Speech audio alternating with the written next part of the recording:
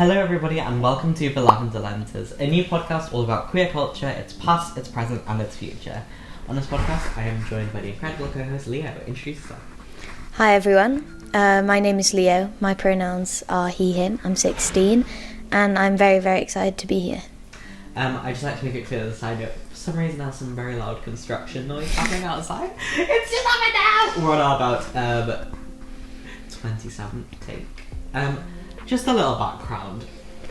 Today, we've recorded this podcast 4 times. We are now on the 3rd hour of recording. Yeah, we've gotten about 40 minutes in each time, and then something's happened.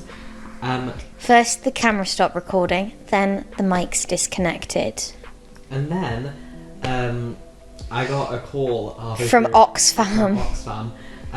Sorry Oxfam, love you guys. So I had to answer that, obviously. But now we are here on our last take, hopefully. We also recorded this 3 weeks ago, and we also spent about 3 hours recording it. Then when we went through it after it had been edited, it was interesting. shit. It was terrible. The camera quality was terrible. The mic quality was terrible. But we're back, and we're brighter than ever. We are so ready. We're so ready. Because we have answered these questions 50 times over. Yeah, we know every answer now. And we know what everything's going to happen. But we've got lovely camera recording us. We've got brand new microphones that are wired, so no battery issues. We're dedicated. We're very dedicated. But a little bit of background on this podcast, because you're watching and you probably just watch because it's a podcast about queer culture and not to hear about us. Because you're gay. Because you're gay. Even if you're not. You're gay. You can still hear. You can still be here, guys. I'll be a straight ally. You're bi. You're bi. I'm kidding, you guys. You can be straight if you need to be. If you want to be, that's fine. I think it's fine. Ally. Talk about it, you know? Ally. Anyway, a little bit about this podcast. This podcast, it's very, very random that I've just decided Started a podcast. to start a podcast. It's a bit more of just like a passion thing, just something that I find interesting. I love talking about queer culture. I love talking about history. I love talking about politics because it's important and you have to talk about it. And I think it's just going to be fun. It's going to be informative, hopefully. And it's just something that I think we're going to enjoy doing. Yeah, I think we're going to have fun. Yeah, we've got quite a few kind of episodes planned, and we've got a few guests that we're looking to bring on, which I think is going to be really, really fun. And it should hopefully be a great time. A really great time. Fantastic time. Anyway, we're going to dive right into our first question. So, yeah, the podcast episode today, because it's our first episode, and because I didn't want to kind of start the first episode and kind of go straight into some really niche subtopic, I've decided that the first episode is just about queer culture. we're just going to chat to you a little bit. Just going to chat to you about queer culture. Put it on in the background. Do whatever it is that Do you your need to knitting. Do your knitting. I was literally just thinking about saying that. Exactly. Do your knitting. Do some knitting. Knitting's fun. Yeah. Knitting's fun. But do whatever you need to be doing. Hopefully we're going to get this podcast on Spotify as well. So if you're At some listening on point. Spotify, We have an Instagram, which will be linked below. Go click on it to see some short clips. See some lovely laughing bits that you found really, really hilarious. Yeah, maybe some behind the scenes. Some behind the scenes. 'Cause there's lots. There's a lot of them. There's loads to see. But as far as queer culture, obviously it's a huge umbrella term. When we talk about queer culture, it's kind of ridiculous to kind of put all of queer culture into one term. Yeah. But basically, for the first episode, sorry, I almost just burped. For the first question on queer culture, we're going to talk about something that I think has been talked about quite a lot recently and displayed in things like media and movies a lot. By the way, we've already answered these questions to each other. So Thousands of times. so I'm mixing up the order. I'm making it fun. So the first question is about this idea of queer awakenings. One of my favourite things that is displayed in media and movies and TV shows all around and has always been displayed. What is a queer awakening? Is it real? Do they actually happen? How long does it take to be awakened? What does it mean to be a queer? Is it just one time event? So, my question for you, Leo, our incredible co-host, is queer awakenings an actual defined moment, or are they experiences that lead to self-expression? Okay. I would say, starting off, obviously everyone's queer awakening is different. For some people it's a specific moment, for some people they've always known, for some people it develops over time and they figure out their queer identity. But I would say, generally, your queer awakening is not how it's portrayed in the media. It's not like we wake up one day, rip the covers off, sit up in bed and go, oh, I'm gay. That's not what happens. It's usually something that you figure out over your early life, a long period of time. Some people don't figure out that they're queer until a lot later in life, but I think that your queer awakening is a process and it's an experience that you go through. It cannot really be defined as one moment where you go, yeah, I'm queer. Mm-hmm. Things like media, TV shows, movies, they love to show a queer awakening as like suddenly, boom, it just hit me. I'm gay. That's not what happens. And they love to show like these clips where like people will be like looking at photos of like buff men and be like, whoa, I think I'm gay. You know what? Truthfully, everyone's experience is different. Yeah, because maybe for some people that is how they figure it out. But most of the time, a queer awakening, queer self-acceptance, is a long process, and it takes place over a long period of time, and it can take a while to figure out how you feel. Yeah. And it's fine. It's processing emotions about these things in a slow manner. It's perfectly fine. And it's what happens to most people. And this kind of display and this show that, oh, I just woke up and I'm gay. It's not realistic. It's not how it really works. Yeah. So that's what we think. I think, especially with TV shows aimed at younger audiences where they want to inform kids on what being queer is, I think a lot of the time they can just portray it as like, snap, oh, I think I'm queer, but it's not like that. And although there's a lot of discourse about the realism of it, let's take a show like Heartstopper, Alice Oseman's Heartstopper. I think the realization of one of the protagonists, Nick, realizing that he's bisexual, I think that was done really realistically. It's something that you could go like the majority of your early life not knowing. You could figure out really early, you could figure it out really late, but it's not this like joyful, magical experience. For some people it is, but for some people it's really hard to accept, and they don't just figure it out and bam, they know. They have to explore and they have to understand themselves better, and it takes time, and sometimes it's painful to accept that this is who you are. Mm-hmm. Especially if you live in an environment which isn't accepting, or if you've grown up with ideals that, you know, it's not normal to be queer, it's not like a thing that happens, you know, which is I think why it's dangerous to teach children about a lot of kind of heteronormative ideals and not teach children about queer people. This is a bit of a tangent, but this idea that teaching kids about what being queer is damaging to them is absurd. It's ridiculous, because by not teaching them, you are damaging them, because they will grow up, if they are queer, they'll grow up feeling that they're different, that they're isolated, that there's something wrong with them, because they haven't been shown healthy examples of what queer people are.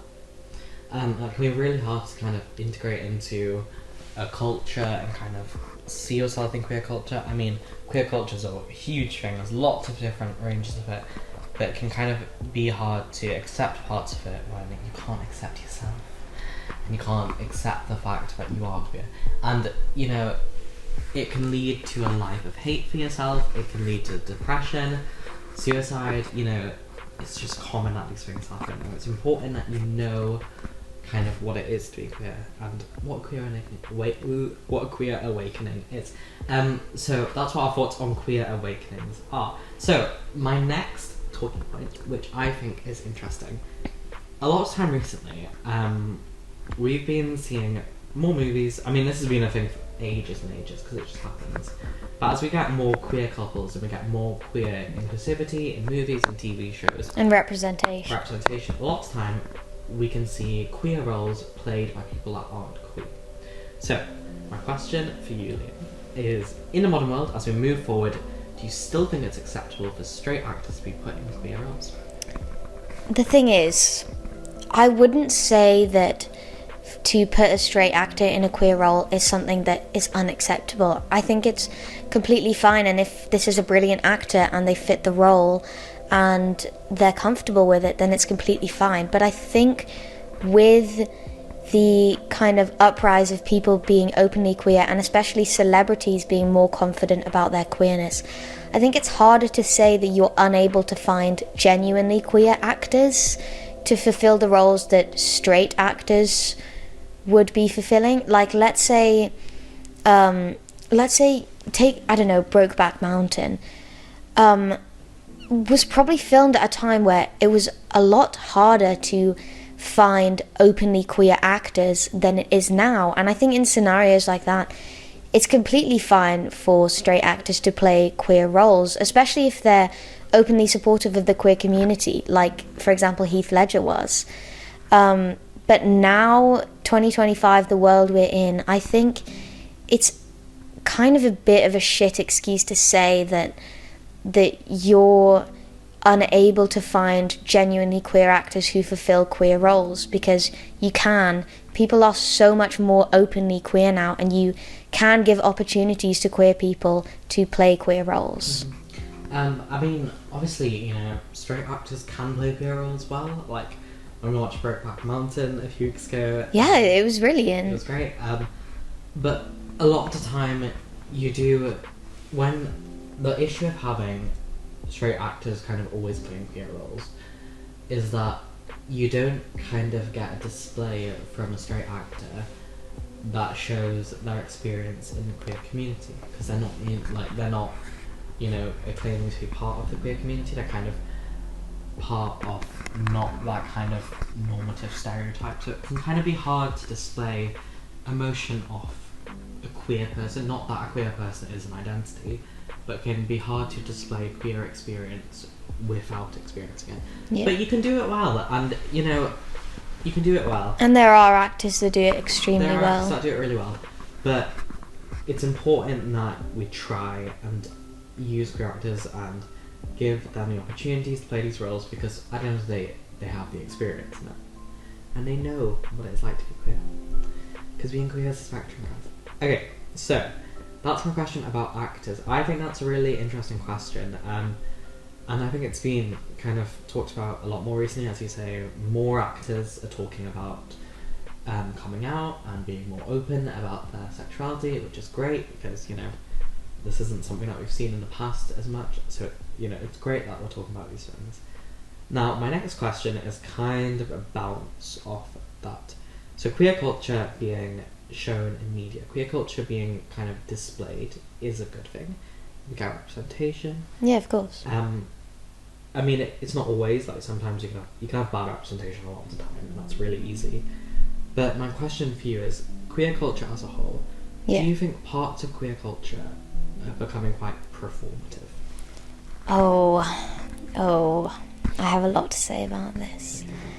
I think within the queer community, there are aspects of queer culture that have become incredibly performative, and I think queer people feeling pressure to play up to stereotypes is becoming increasingly more prevalent in our society. I think when you start using terms like twink, butch, femme, otter, like all these kind of terms that we have to put different aspects of queer society into little boxes, put different people into little boxes, I think it becomes quite damaging, because especially with younger queer people, there are now so many standards that we feel we need to fit into, when in the real world no person is exactly the same. None of us can live up to the exact same standard of this label that we're given.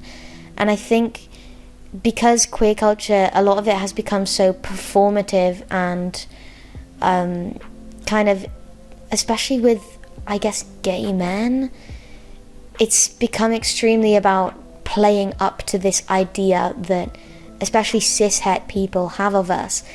I think it takes away individuality and it takes away freedom, because I guess the whole point of being queer is this freedom of expression and freedom to fit outside societal norms. And if we start pushing societal norms onto queer people, and the term queer, I guess, kind of loses its meaning, because the whole point is that we are meant to accept each other without fitting into the norm. Mm-hmm. Yeah, it's kind of really difficult with, especially if you're a young queer person, especially if you're growing up in a queer community, it can be really difficult to kind of find a stereotype that you fit into when so much of the queer community is divided into stereotypes. Yeah. And I mean, you know, a lot of time a lot of people do, and like that's just natural to them and that's fine.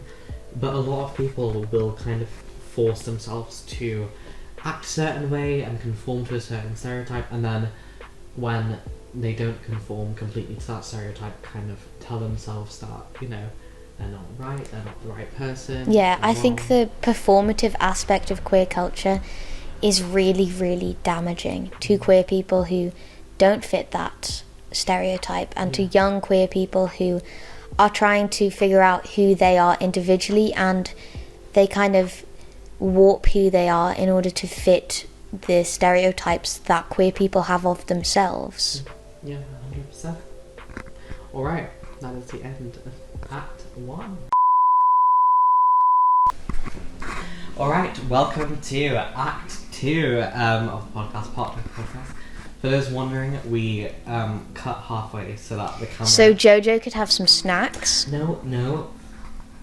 That is why. Because the camera turns off after like 30 minutes. I don't know why. And Jojo was having crisps. Yeah, I was really hungry. Anyway, welcome to part 2 of the podcast. If you've made it this far, then congratulations. We're really proud of you. I hope you're enjoying it so far. Good job, sweetheart. You're doing so great. You're doing so great. Go, Kylie. Leave a comment down below. Leave a like if you'd like to. Tell us what you think about the podcast. Tell us what you think we should change about the podcast. Tell us if you want some behind the scenes. Yeah, behind the scenes, because we've got plenty. Anyway, so we're just going to go straight into our next question, because why not? So our next question is about... So obviously we were talking about queer culture becoming performative. Yes. Now, this is another kind of strand of performative, but it's about not people being performative, but companies being performative. Oh my dear God. My question is, big companies that release lovely Pride merch, change their banner and make it all gay. Big companies that are releasing Pride merch, changing logos, is it performative or supportive? There are some companies that do support the queer community and do it really, really well. Let's take like Absolute Vodka. They've been openly supporting LGBTQ charities since like the 1980s. But then we have Primark, who when June comes around, they just slap a rainbow on some shirts and some pins, and they talk about how much they love gay people. And then July 1st hits, and suddenly They don't exist. gay people don't exist. They're not real. Yeah, the rainbow logo doesn't do what you fucking think it does. Like, It is not helpful for you to stick a rainbow on a t-shirt. That is not what helps the queer community. That's not what we want you to do during Pride Month. and also, like, usually these big companies, it's so ugly. Like, If you're going to stick a rainbow on something, make it cute. make it cute, make it, like, wearable. But also, there's this kind of... It feels like a lot of the time these big companies will try and pretend that they support queer people, but just genuinely be, like, horrible people and be, like, horrible companies. Starbucks. Yeah, and just... But they'll try and show support, but in reality, they're not really doing anything. Like, sticking a rainbow on a cup or a hat is not doing anything to show your support. Yeah. Openly speak about queer issues. Donate to queer charities. Don't just put a rainbow on merchandise. It's just kind of really weird that people think that this is what's helping and this is what's going to work. And it's also like when these big companies will try and show support for the queer, issue, but then won't speak out against huge humanitarian issues across the world that are also affecting, millions of people, and they'll just kind of pick and choose what they want because that's what the West. What's the least accepts. problematic this month? Least problematic this month? Yeah. What do you mean? Like, I feel like that's what companies will do. They'll speak out on something that people will give them the least shit for. Yeah. Oh, this month, I don't know what's happening this month. I don't think there's anything that isn't problematic this month. Yeah. What could be? It'll be something like they'll try and relate to people in some sort of way. Not like in a way, like, oh my god, I hate when big companies. I totally get why you're upset that gay marriage is being cancelled. Because one time my mum took my iPad away, and I was like, this is the kind of bullshit that they'll pull genuinely. It's just like you're not really doing anything, darling. I hate to be the ones to tell you it, but the most useful thing you can do is be openly supportive of the queer community, and none of them do it because it's problematic and because they will get backlash for it. Yeah. Okay, so my next question is not about companies. It's not about companies releasing Pride merch, although that is one of my favourite things to talk about because I find it really funny. Yes. My next question is a bit more deep. It's about queer people over time. So, as queer culture grows and progresses, do you think that the gap in the beliefs and the views of older queer people and the gap between younger queer people is becoming larger? And how so? I do think so. I think that's very true. I think older queer people, this is not generalising, but some older queer people, because when they were young queers and figuring themselves out and understanding what it means to be queer, didn't have the terminology that we do now to explain things like being trans, being asexual.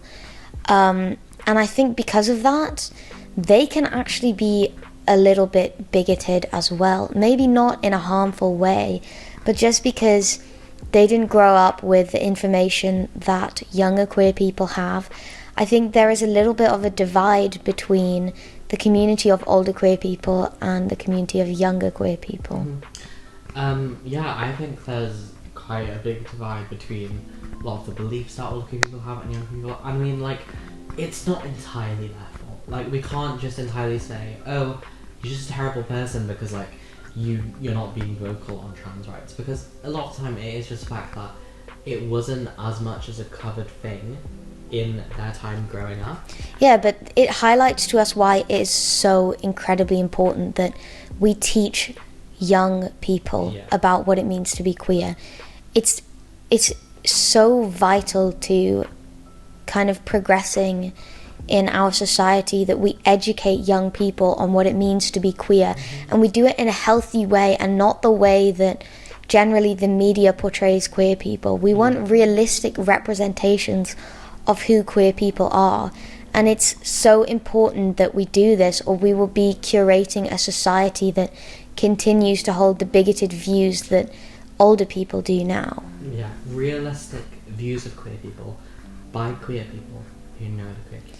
Queer people need to write queer people, because you can see the difference between someone who has been educated on what queer means by a cisgender heterosexual person and the difference between a person who has been educated by a queer person on what queer people are.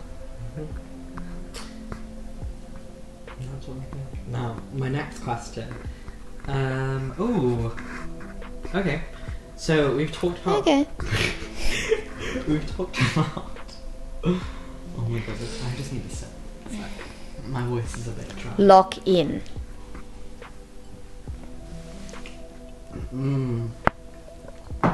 Right. So What do you we've know? just talked about what? Okay. Okay. ¿Qué estás haciendo? So we just talked about queer culture being performative, and we've talked about the kind of divides in the queer community and the different stereotypes that people kind of set themselves into and kind of separate themselves into. Now, this is something that has been kind of itching at me a little bit because I think it's quite important, and I think it's quite a good display of what queer culture's become. So, do you? Ooh. Turn this into an ASMR. Oh, it's gone now. Oh, it's gone now. Sorry. Yeah, it's fucking silent. It's really loud. Sorry, Leo apologises. So my question for you is, do you think queer culture is becoming more exclusive or more inclusive? Example, no hate to gay men. Gay men not being vocal in support of things like trans rights, or lesbians not being included in queer celebrations. Yeah, I think, unfortunately, I think the queer community is moving backwards a little bit and moving away from the kind of point of what it means to be queer. I mean, I've said this before, but queer is to be inclusive of everyone and have everyone feel free to express themselves the way that they feel comfortable. And when we take, for example, gay men who are extremely unsupportive of the trans community, we see that the term queer, people are trying to make it exclusive, and people are trying to say that some people can be queer and some people can't, and this is what it means to be queer.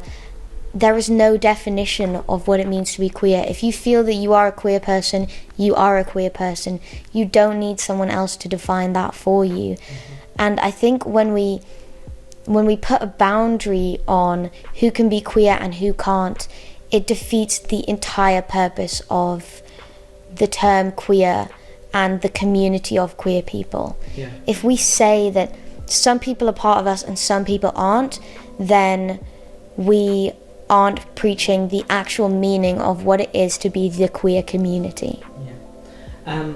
I mean, a lot of it does kind of, we talk about the kind of the divide in the queer community, a lot of it coming from things like people being taught about different parts of the queer community and being taught about certain stereotypes, but the truth is, you can't say that you're openly a part of the queer community and kind of pick and choose what you want to support, because it's... Exactly, it's this picking and choosing. It's saying, I'm going to support this group and I'm not going to support this group. If you're calling yourself a queer person and you're saying, this is me, I'm part of the queer community, then you support all the queer community. You don't pick and choose the ones that you like or the ones that you're the most informed of. It's actually quite pathetic when people do it, because in reality, being queer is about being open to be who you are, and if that's the base ideal that you're not supporting, then you just shouldn't be saying that you're part of the community. You shouldn't be kind of trying to force yourself into queer culture when you're not accepting. Being an LGBTQ person and being part of the queer community are not the same thing. Very, very different. And it's really damaging, right? Because at the end of the day, queer people it's something that everybody in the queer community should be on some sort of level be able to work together, because at the end of the day, the ultimate goal is just freedom. It's just freedom to be who you are without it being seen as different or being seen as weird, and just being able to be self-expressive. And it's like, it's when you start to divide the queer community, when you start to pick and choose what you want to support, you just go back, and at the end of the day, you don't support the main aim, and you just go back to yourself as well, because you're not supporting main aims. If you're not supporting one area of the queer community, then you are moving backwards, because let's take, for example, gay or lesbian or bi people not supporting trans people. The second that trans rights are taken away, gay rights are taken away, gay marriage is taken away, if you don't support the smaller groups of the queer community, once they have been erased, you will be erased, because that's how it works. You are next. You're next. So support us. Support us. Okay, so my next question is again about representation of queer culture, but in a slightly different way. So, do you think that mainstream media sources like BBC, TV production places like Disney Plus and Netflix, do you think that we tend to really heavily misrepresent queer people? And if so, do you think there are places that can do it much better than other people do? I think we do. I think we do misrepresent queer people, and I think it's because, especially talking about these larger streaming services, make the mistake of having queer people written by people who are not queer. You cannot, and it's the same thing with even people of colour. You can tell when a queer person, a person of colour, is written by someone who has no experience of living their life like that. It's extremely damaging to have misrepresentation of what it means to be a queer person, because you get these almost comical, we call them like token gay people, thrown into TV shows because they want to check a representation box. You can have a character who has an entire personality and is a character on the whole, and they're also queer. Yeah. But when you have streaming services like, and I'm not saying it's all shows because sometimes it is extremely well done, but when you have streaming services like Netflix or Disney Plus who throw in a character whose personality trait is that they are gay, that's the damage, because it makes out this idea that a queer person's entire personality is them being queer. And this is not true, because it preaches the narrative that we are not humans the same way everyone else is. We need to feel like we have a place in society and not just queer society, because we are all people, we all have personalities, we all have hobbies, interests, emotions. Our only personality trait is not that we are queer, it's just an aspect of who we are. For some people it's a massive aspect, for some people it's just a part of them, the same way that it's a part of them that they have hobbies and interests. I think it feels like there's kind of certain levels in society about queer acceptance, and it feels like a lot of places have kind of accepted this first level, like queer people exist and that they're real and that, you know, queer people are just part of normal everyday life. It feels like the next level is realising that being queer is not a person. Being queer is not a personality. Queer is, it's just something. It's just something that has a body. Heteronormative is not, a personality. Your entire personality is not that you're a man and you like, cis-het woman. That's not your personality. Yeah. It's just a part of your natural self. And making it a part of personality is just such a normalised thing, and also not representing parts of the queer community which are so heavily misrepresented. Like, it's so easy that you'll have just a token gay character in your show and it'll just be a gay man that goes by the most common stereotypes of gay men and will have no personality whatsoever, and the only thing that there is about him is that he sucks dick. Like, that's the only thing that there'll be. Being gay, being queer does not look like one thing, and with these major streaming services it is made to look like queer is just one thing and queer is just one stereotype. And I think what you mentioned earlier, this idea of cisgender heteronormative people, their entire personality is not that they are straight and cis. This has never been a thing. You don't see this in TV shows, that someone's entire personality is that they are straight. So why is it being made out to be that a character's entire personality is that they're gay? Sure, for some queer people, them being queer is a bigger part of who they are than straight people being straight, but it is not our entire personality. We are still people just the same way you are. Mm-hmm. Yeah, 100%. My next question is also about queer culture. Surprise, surprise. And it's about kind of, a lot of time we define queer culture as many different things, and we kind of define, this is part of queer culture, this isn't part of queer culture. My question for you is, how do we define when something becomes part of queer culture and when something isn't part of queer culture? Yeah, so I think this idea of media, especially social media, I think now has a very big aspect on at what point something is defined as queer culture. Usually that's an artist or a piece of media or a public figure, but I think when something on social media starts to become heavily associated with the queer community and queer people as a society start to view something as a part of their queer identity, I think that's when we can say, okay, this is integrated into the queer community, even if it's not something that's inherently queer.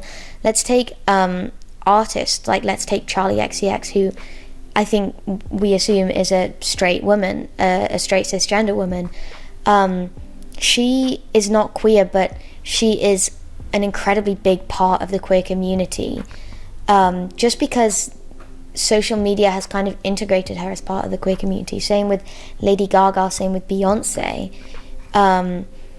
Once the general society of queer people start to view something as very popular within queer groups, I think that's when we can say, okay, this is part of queer culture. Mm-hmm. Yeah, 100%. Kind of defining something as queer culture, it's a hard thing, but it's not something that one person can do. It's something that integrates over a long period of time, and it needs to be accepted. And it's important to kind of siphon out the parts that become part of queer culture that, you know, are helpful and that are actually just nice and aren't just kind of hateful or, again, enforcing exclusivity in queer culture, which is quite common to happen. And, you know, it can happen a lot. Okay, so my next little question for you is, do you, as of kind of right now, would you say that most of the time you feel open to self-express in public space? I would not say that's true. I think in the society we live in, the city we live in, the people that we're surrounded by, I don't think society is even close to yet a position in which queer people feel completely comfortable expressing who they are, expressing their identity in public spaces. I don't think we're at all safe to do that. In some places, yes, we are, and it's amazing, but most of the time we're not. Most of the time people who are queer feel unsafe, and they feel that they need to minimize their self-expression in order to be accepted in wider society, in a society that is generally, we're surrounded by straight cisgender people who don't make us feel comfortable expressing who we are as queer people. Yeah, I think one of the massive illusions these days in society is that queer people and queer culture has just become accepted and that there isn't that much more progression to go. Yeah. It's genuinely insane how much people don't realise how far queer culture still has to go and how far the rights of queer people still have to go to plateau out and, you know, be similar to just cis-het people. The idea that queer people now have equal rights to cisgender straight people is not true, and it's a disgusting misconception, because the idea that things like Pride being a fight for our rights, the idea that we have all the rights that we could ever need and we have equal rights is not true. It's not. And society likes to push this agenda that we've already been given so much, why are we still asking for more? No, we haven't. We haven't been given so much because we're still being treated like different people just because of our identity, because of our gender identity, because of our sexual identity. Until we can seriously say that who we are and what our identity is has no effect on how we live our lifestyle, you cannot say that we have equal rights to you. We've come so far, of course we've come very, very far, but there is so much further to go. Yeah.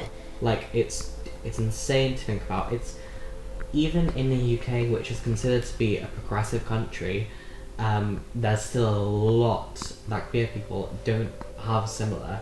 with cis-het people, especially people like trans people, and kind of the rights. I mean, gay marriage was only legalised in the UK in 2011. Like, you have to think about these things. It's not that queer people are asking and asking and asking. It's that, at its basis core, in the most progressive countries, they've been given very few things which should just have always been normalised. It's disgusting in the first place that we have to keep asking and asking for rights. Why have you taken our rights away in the first place? You never should have taken our rights just because of our identities. Mm-hmm. Yeah, and I mean, it's just the truth. Like, it's going to continue like this for a while, yes. I mean, hopefully it'll improve, but that's why we have things like Pride. That's why, you know, we have to protest about these things. We can't stop fighting, and we can't stop talking about it because it's not over. It's not even close to over. There's a really long way to go. Anyway, that has been the first episode of Lavender Lenses, all about queer culture as an umbrella term and kind of what it means to be part of queer culture. So that was the first episode. We are going to be doing more episodes, of course. Our next episode, I'm not sure exactly what it's on. What's it? We can look for it. Yeah, we'll look for it. But hang on one sec, guys. I'll give you a little teaser, just so you guys get really excited. Because I've got a list. Okay.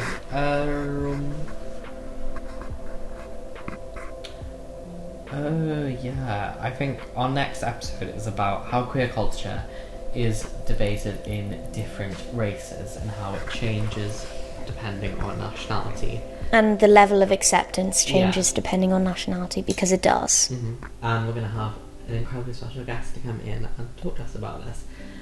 So yeah, that will be in probably about 2 weeks after this episode, we'll say. Yeah. I mean, that's fair. But yeah, tell us what you thought. Tell us if you've enjoyed this episode. Tell us if you hated it. Yeah, tell us if you hated this episode. We want to know. If you genuinely found this really boring, like, comment down below, because like we'll start throwing in jokes. Yeah, come on, guys. Like, we can add anecdotes if we need to. We'll bring in someone interesting. Just in time. But yeah, thank you so much for watching. If you made it this far, then you may as well subscribe. You may as well leave a like. You may as well follow us on Instagram. You may as well keep watching and comment, OMG, he's so handsome, down below.